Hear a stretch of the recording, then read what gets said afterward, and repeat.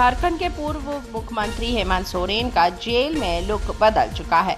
अब वे अपने पिता शिबू सोरेन की तरह बढ़ी हुई दाढ़ी में अलग ही अंदाज में नजर आ रहे हैं। यही नहीं, हेमंत सोरेन का पहनावा भी अब अपने पिता ही की तरह दिख रहा है। तो क्या अब वो अपने पिता को नक्शे कदम पर चल रहे हैं? शिबू सोरेन दिशोम गुरु के नाम से प्रचलित हैं और आदिवासियों में सम्मानीय नेता के रूप में जाने जाते हैं। अब हेमंत सोरेन में शिबू सोरेन का अक्स नजर आ रहा है, क्योंकि हेमंत सोरेन का नया लुक लोगों के बीच चर्चा का विषय बन गया है। हेमंत सोरेन ईडी की कार्रवाई के बाद से रांची के होटवार जेल में बंद है। जेल में ही उन्हें यह नया लुक अपनाया है। हेमंत सोरेन के इस नए लुक को लोगों ने उनके पैतृक आवास रामगढ़ जिले के नमेरा में लोगों ने देखा। दरअसल हेमंत सोरेन के बड़े चाचा राजा राम सोरेन का नेमरा में दशकर्म का श्रद्धा कार्यक्रम था।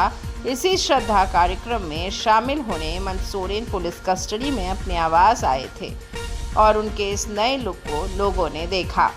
हालांकि हेमंत सोरेन को कोर्ट की ओर से कुछ भी बोलने की पाबंदी थी, इसलिए उन्होंने कुछ भी नहीं बोला। इस श्रद्धा कार्यक्रम में राज्य के मुखिया चंपाई सोरेन समेत राज्य के कई मंत्री, विधायक, राजनेता मौजूद दिखे। चंपाई सोरेन ने कहा, कार्यक्रम में हम लोगों को आना ही था।